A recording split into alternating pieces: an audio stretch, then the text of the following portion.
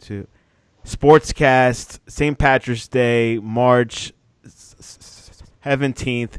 If you haven't yet, please subscribe in all our channels, YouTube, Periscope, iTunes, and on our Facebook. We have a new Facebook page. Go to Sportscast 1, search for Sportscast 1, and you'll find it. And if you're in iTunes, please leave a rating and review. Hit subscribe, and please leave a 5 stars if you can.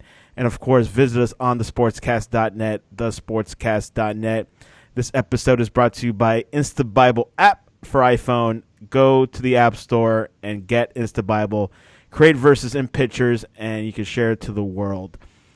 Breaking news. Tom Brady has said on his social media that he will leave the New England Patriots in a tweet and also on Instagram. Joining us today is our first-time guest. He's a YouTuber, also a Twitter light. His username is Engraven Vids, and his name is also Justin. Justin, welcome to the Sportscast. Appreciate it. Thank you for having me on, man. So, Justin, obviously, like the breaking news today with Tom Brady leaving the Patriots, of course, there's been a lot of rumors since last August when we found out about him putting his house on sale, him cleaning out his locker room after the last game against the Titans. Were you surprised with this announcement? Yes and no. I think just as football fans, we obviously, they had only been talking about it all year, but we obviously had we knew that there was a possibility that it could go down, like Brady could actually leave the Patriots, but at the same time, I was thinking like, I don't know, man. I know, he sold his house and whatnot, and I think that they may have been looking in houses in like LA or something, and they're looking at the different school systems in another state, I think in like Tennessee or something. But I was still like in the back of my mind, like that's Tom Brady and the Patriots. That'd be really weird if that relationship ends. But here we are now. So it's like surprising and not surprising at the same time. And now that it was one of those things where, you can sort of like speculate on it, and you can have all these different clues that point towards it. But it's still sort of a wake-up call when you actually get an official announcement with Brady saying bye to Pats Nation. So, I guess it was more of a shocker. Yeah, Brady announced in his Twitter, also Instagram, that although my football journey will take me elsewhere, I appreciate everything that we have achieved and am grateful for our incredible team accomplishments.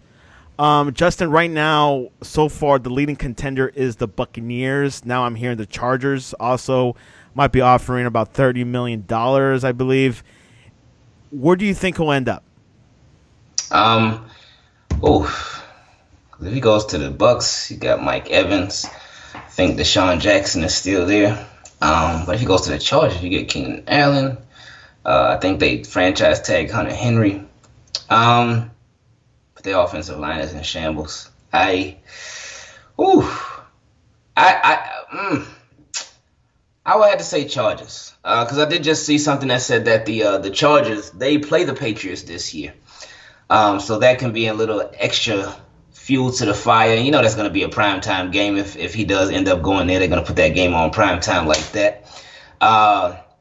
So if I had to pick one, I would say the Chargers, a younger team, a more versatile team, a team that's I think they're a little bit closer than the Buccaneers to being like ready. Because they have, especially with Derwin James, hopefully he can stay healthy, and hopefully really all the Chargers can stay healthy, because they've been battling big injuries to big time players for years. But maybe Brady will have some secret formula to staying healthy that he can share with them. So I would say the Chargers, just because of the way the team is structured, and also because of the payback factor. That Brady versus Belichick factor, since he can get that there and not with the Bucs. Obviously, the Chargers let go of Phillip Rivers a couple months ago, and that left an open spot. There was also rumors that the Chargers will keep with Tyrod Taylor. That they have been quiet, this past month. It feels more like the Chargers. Tampa Bay looks sexy with Mike Evans, but the Chargers with a new stadium. Brady is also a California boy. Obviously, he's more of a Silicon up in San Francisco guy, but obviously the Niners have not shown. They've not. were showing interest, but they pulled away this past week. That is a question mark, but I do agree. I think the Chargers has always been a favorite, and I think Brady's also looking for a post career move, which I think going into movie production, which he started a movie production I think a week ago. Oh, I didn't know that. Yeah, so perfect for LA. It has to be LA. Tampa, there's not much going on with movies and film as far as I know. There's a question from the comments. Now that Brady is gone, do you think Bill Belichick will be staying in New England for long? Or like how long will Belichick stay in New England? That is a really good question. I had never thought about that. I really don't know. Because I know Josh McDaniels is sort of like waiting in the wings to take over once Belichick steps down and hands him the keys to the kingdom. But I think it depends. I think it may depend on how quickly he can reach a certain level of success again. Because, I mean, in my opinion, I think that obviously Brady is very big part of everything that the Patriots did. Because he was the quarterback, but I do think that Belichick was a bigger part of the success than one Tom Brady, because we got to see Belichick without Brady a few times. We never got to see Brady without Belichick, so we'll get a lot of those questions answered. But I think Bill Belichick's long term, his tenure with the Patriots depends on the level, how quickly he can reach a certain level of success, if he can maintain success. And I think if it gets to a point where it's like, man, maybe I did really need Brady, then I think maybe he's like, okay, you know what, Josh McDaniels, all yours. Do you think the relationship with Belichick and Brady was strained towards the end, or do you think it had nothing to do with it? Oh, I think it definitely was. I think it definitely was because because Belichick, he is more he's very cutthroat, and that's a big reason part of his business, his team, his franchise has been super successful because he is willing to get rid of somebody who a lot of people will consider great. And this is not just applying to Tom Brady. He wanted to get rid of Rob Gronkowski. He wanted to get rid of Tom Brady. He got rid of Chandler Jones. He got rid of Richard C. He got rid of so many different players that was still either in their prime or still had plenty of good years left. But he wanted to get rid of them early rather than later. And his willingness to do that, it can rub some people the wrong way. And if you were one of those players like that, that's like I use being at a job, for example. If you're at a job and you know your boss wanted to get rid of you. Your boss has gotten rid of several of your former employees and coworkers and stuff before, but they wanted to get rid of you, and you knew they wanted to get rid of you to bring in somebody else to take your place, but the deal didn't go down. And the owner of the company was like, oh, no, we're not going to get rid of him. We'll get rid of the other guy instead. We're going to keep him. So you knowing that in the back of your mind, like, man, my boss really wanted to get me up out of here. Oh, I don't like that. So I think it's the same way with Brady and Belichick. This, like you said, it sort of put a strain on their relationship. I really agree with you. I've always heard Belichick is not emotionally attached to his players. Mm-hmm. He's willing to risk to get rid of them. And, of course, that whole fiasco with Garoppolo, just like you were saying, I guess Belichick was signaling, hey, I'm ready to get rid of Brady and put in Garoppolo. That might have been the start of something. Of course, they won like 1 or 2 Super Bowls after that whole fiasco. Kraft said to ESPN this morning, I believe it was on Get Up, he said, Tommy Brady... he initiated contact last night and came over. We had a positive, respectful discussion. It's not the way I want it to end, but I want him to do what is in his best personal interest. After 20 years with us, he has earned that right. I love him like a son. Like you were saying, I think Kraft, the owner, loved him, but Brady had the opportunity to leave. The relationship with Belichick is strained. So, Justin, can the Patriots and Belichick win without Brady? I think so. I think they will be able to.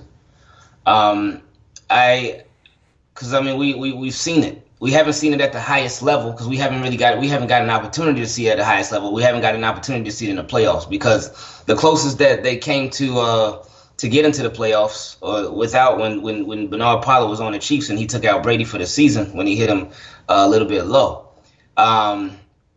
And that's when Matt Castle took over and they went 11-5. But I think it was the Jets went 11-5 and somebody else went 11-5 too. So the Patriots they weren't able to get into the playoffs because everybody's record was so good on the AFC side. So that we didn't get to see Belichick in the playoffs without Brady. But we've seen Matt Castle, we've seen Jimmy Garoppolo, we've seen Jacoby Brissett, we've seen Brian Hoyer on there a little bit, but we've seen Mallett.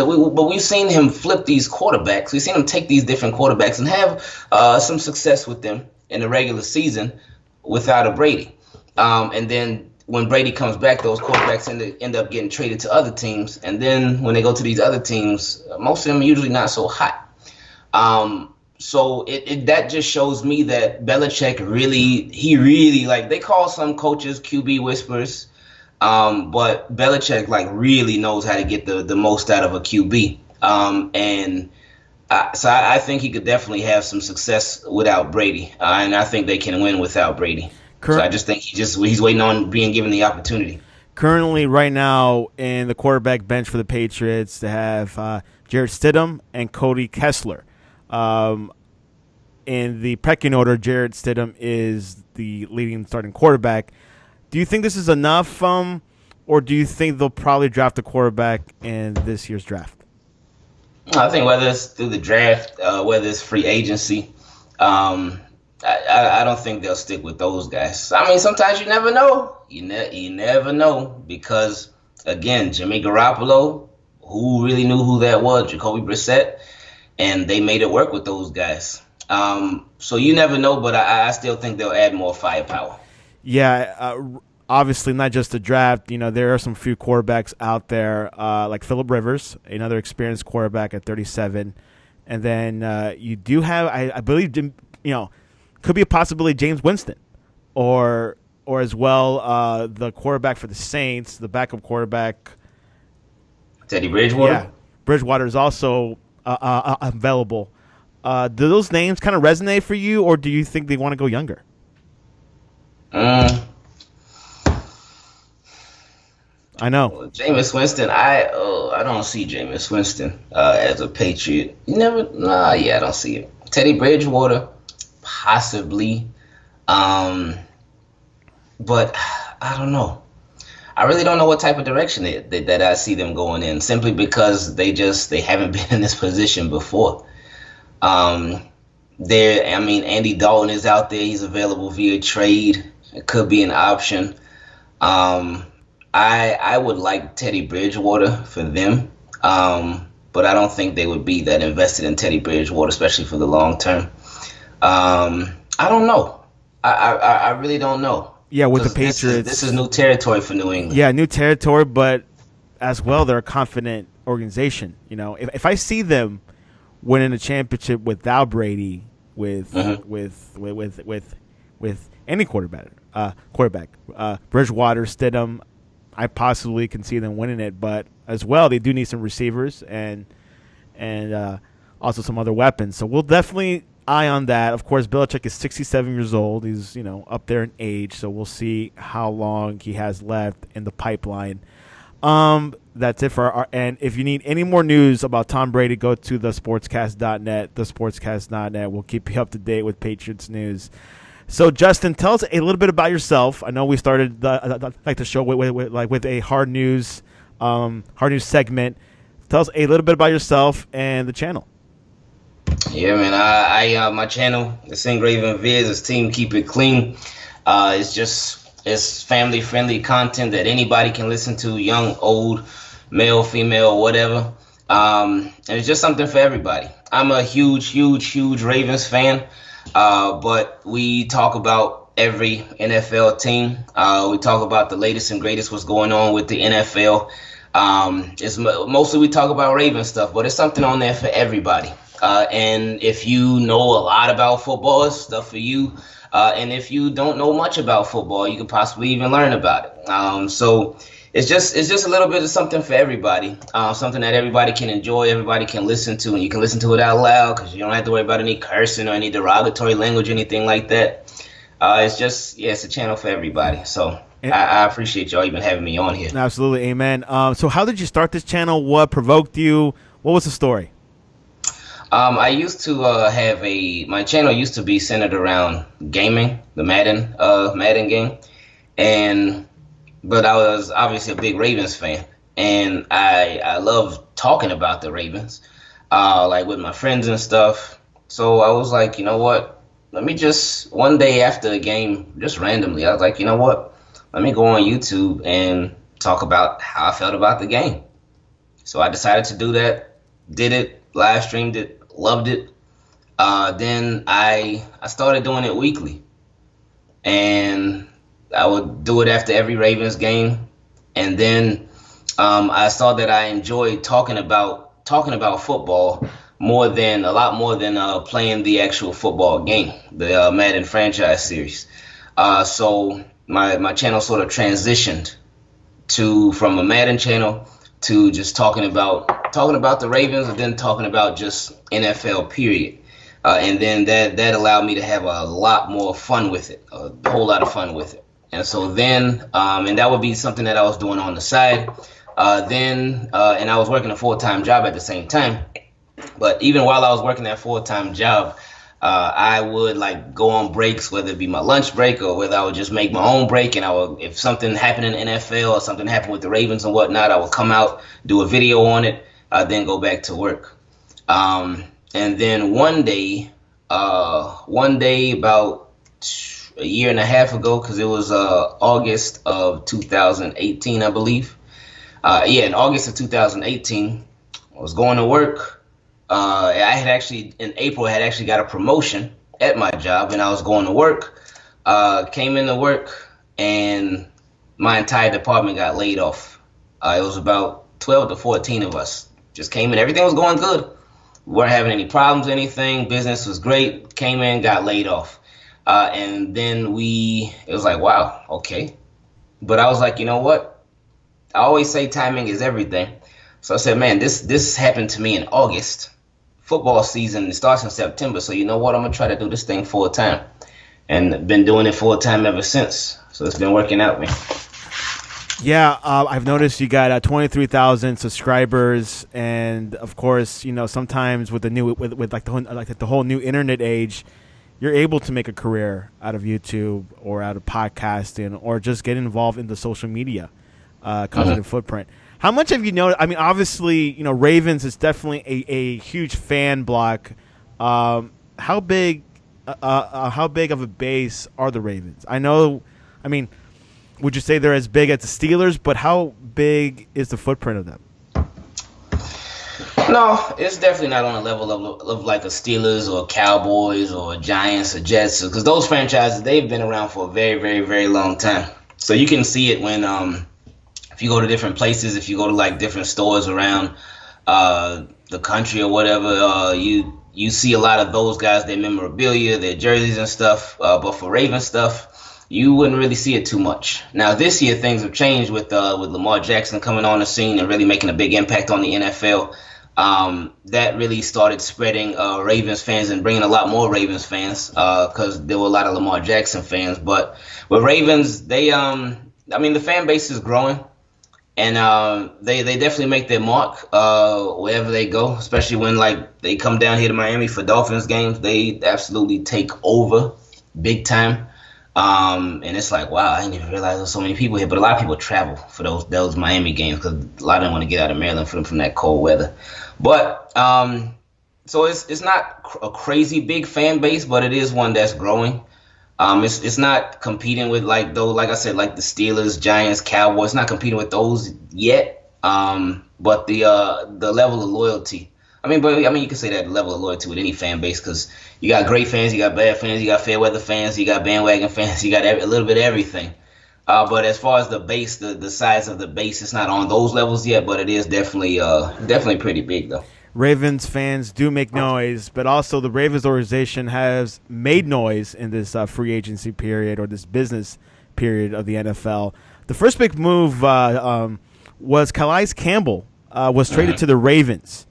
It was agreed to in principle. It will send the team a fifth-round selection in the upcoming 220 NFL draft for Jacksonville.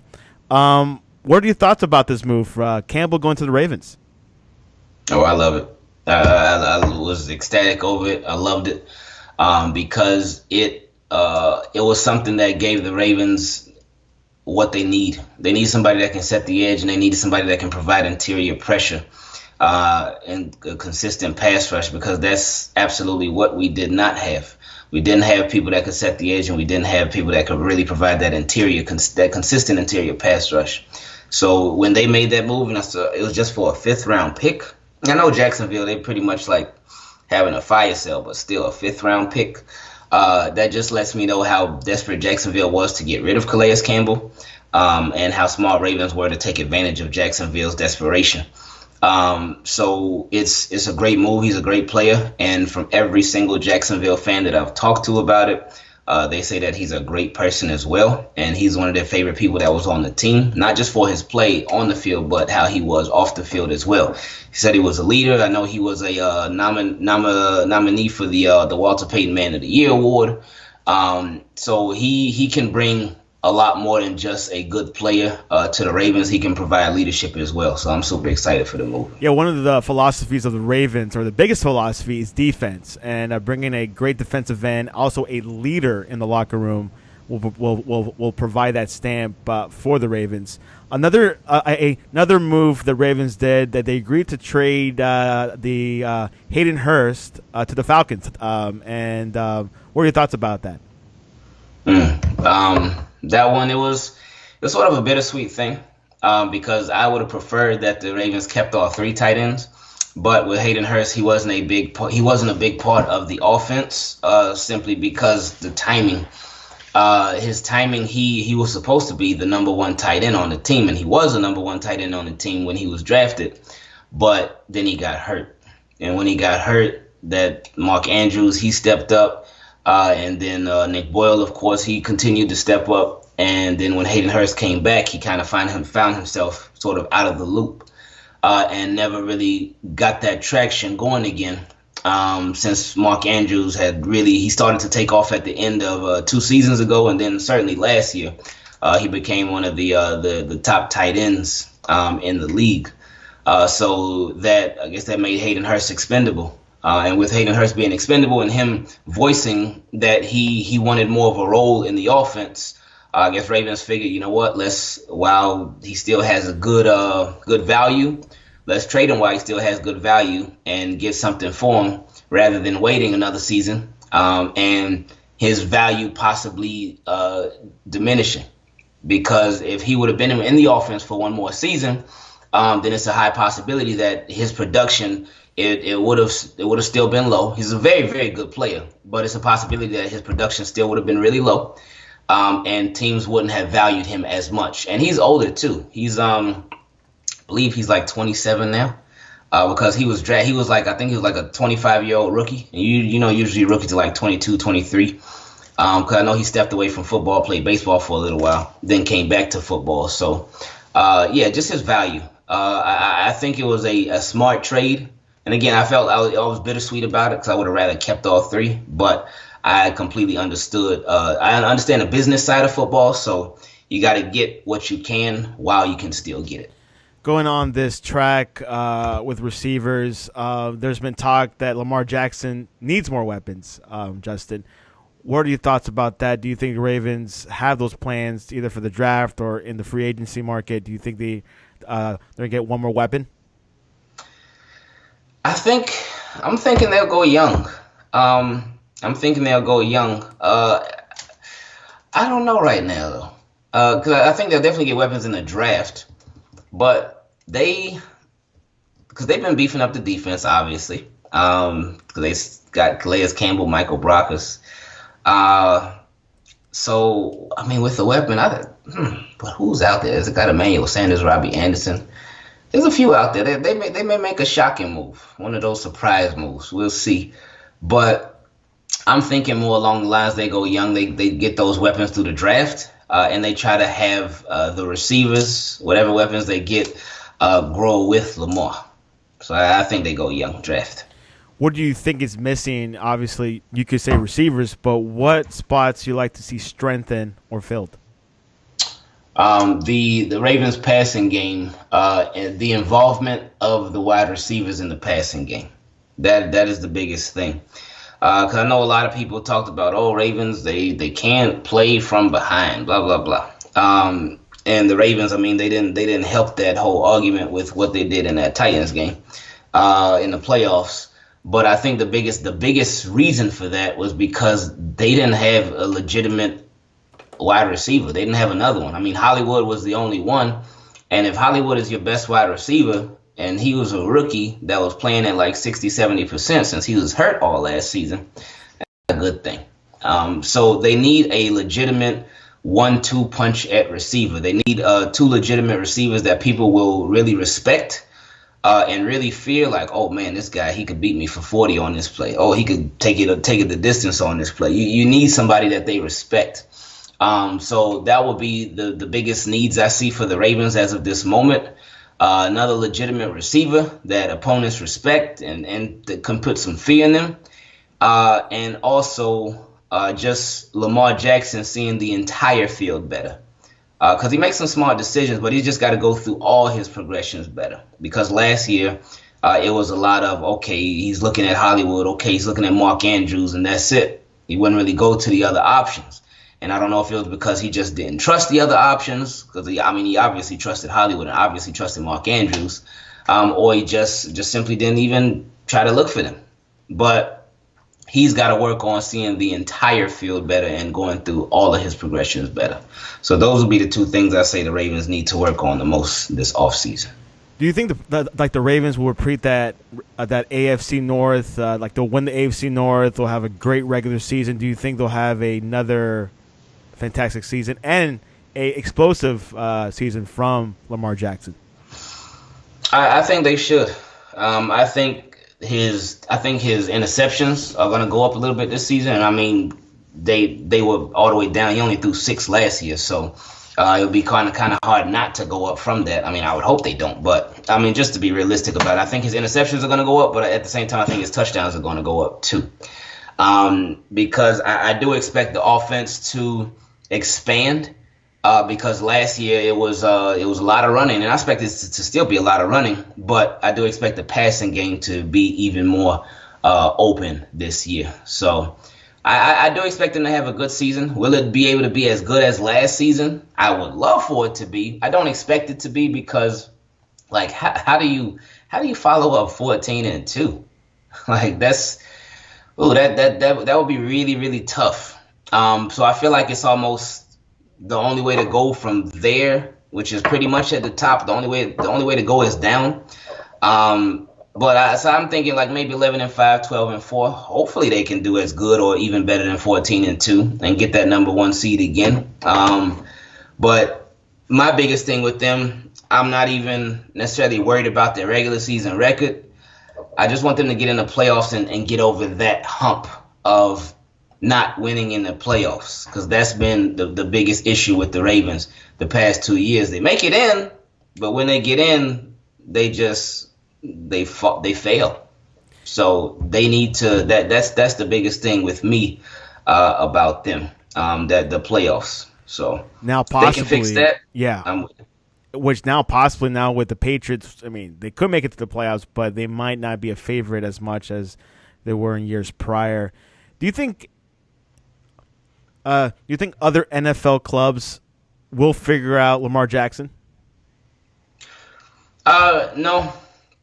Because that has been. I know that was a big question going into last season, because a lot of people were like, oh, the only reason he had all that success running and all that success just as a team was because NFL teams didn't have any tape on him.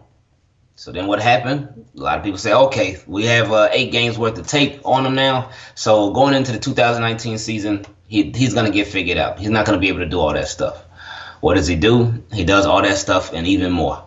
Throws for 36 touchdowns, only 6 interceptions, runs for over 1,000 yards. The team goes 14-2. So now, some people are going to try to run that again. Like, oh, wait, well, now we have 16 games on him as a starter from last season, and plus the 8 games from the previous season. So now we got even more film on him. So we're really gonna figure him out this year. So I don't see it happening. Teams are gonna want to try to contain him, but that's why I say that the offense just has to open up, because you can what Lamar was doing a lot of last year. A lot of passes were in the middle of the field. So what the Ravens need to do, that's why I say they need to really expand that offense. Because if they expand the offense, they'll have even more options. When people counter something, when people take away the middle of the field, okay, well, let's throw it to the outside of the field. Let's throw it outside the numbers so we can really get them a run for their money. So as long as the Ravens do that and they keep on allowing the offense to grow, the people are not going to figure out Lamar Jackson. Because it's like with all these different quarterbacks, like have people figured out the Ben Roethlisberger? Have they figured out a Tom Brady? Have they figured out well, I mean, maybe people will say that they figured out a Phillip Rivers, but it's a lot of quarterbacks that have been around for a while, and nobody talks about them being figured out. But I know with Lamar, people bring it up because he's a quarterback that can run. And a lot of people still don't respect his arm yet. So I think it's just a matter of them continuing to expand that offense, and they'll be just fine. And finally, like the biggest news for the Ravens yesterday, they signed former Rams defensive tackle Michael Brockers. Mm-hmm. Justin, was that a good signing? Oh, it was a great signing. Now the money part of it, I got to see how the cap hit is and whatnot. But I think it was a really, really good signing because it's exactly, again, what the Ravens need. The biggest problem last season, it was the pass rush. The pass rush setting the edge, bringing pressure. And one of the biggest problems with them bringing pressure was that they couldn't just rush 4 and bring pressure, because if they just rushed 4, nobody was getting there. Nobody was getting to the quarterback. The quarterback would have all day. And of course, I mean, you're not going to just be rushing for every single play or every single passing play, but you do want to have the option to where you can have everybody covered and you can just rush for and you can get a quarterback hit or get a sack, get a strip sack, get that pressure on the quarterback so he's not comfortable. And Ravens just last year, they just could not do that. They couldn't do it for anything. So with them getting a Michael Brocker, still having a Brandon Williams, and getting a Calais Campbell, and still having Matt Judon for now, I think that's going to change really soon. But they have significantly upgraded their defensive line, and they got guys that can get pressure. So with the Michael Brockers move, it was a really, really good one. Really, really good one for the team. And for the other players on the team, too, because they already have a really good secondary. And the secondary, they can cover for longer, so that'll allow the pass rushers to be able to get back there. So it just works hand in hand, man. The pass rush works with the secondary works with the pass rush, and they can help each other out. And it's another good signing. Yeah, with the signing of Brockers and Calais Campbell, it feels like a 2000 Ravens defense. Do you feel the same? Oof. I don't know about all that. That's tough to live up to. I know. Yeah, that's some high praise, and I don't think any I don't think any defense nowadays will be able to be the 2000 Ravens defense. But at the same time, defenses today that can be really good, they still deserve a high level of respect. Reason I say that is because of the rules, the way that the rules are nowadays. The rule changes benefit the offense heavily.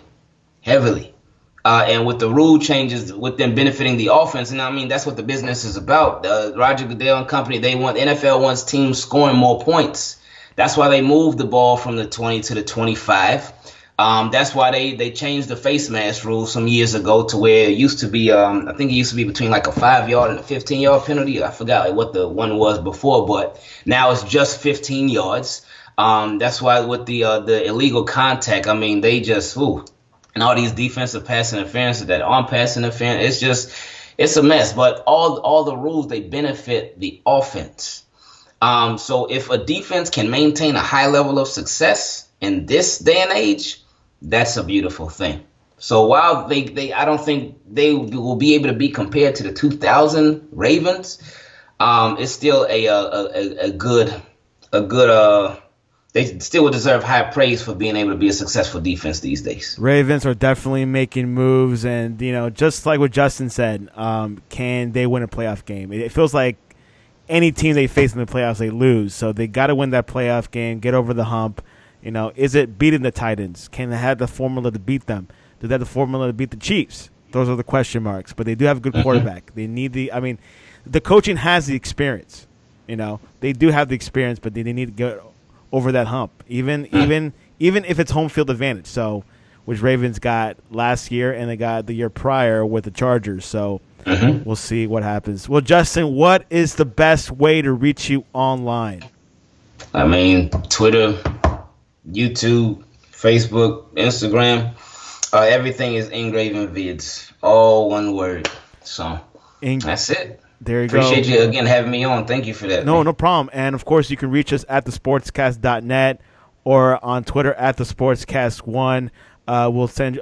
We'll be giving you guys live updates of what's happening in the NFL free agency trades, and of course, draft order. A lot of mock-ups. I've been speculating around, so we'll see where Justin Herbert's going, where Tua's going, and things like that. But anyways, reach us at. And Justin, really appreciate you on. Hopefully, we'll have you back on to talk a little bit more about the Ravens during the season. Hey, that's fine. Sounds good, man. Appreciate it. Anyways, thanks for coming on. No problem. Thank you.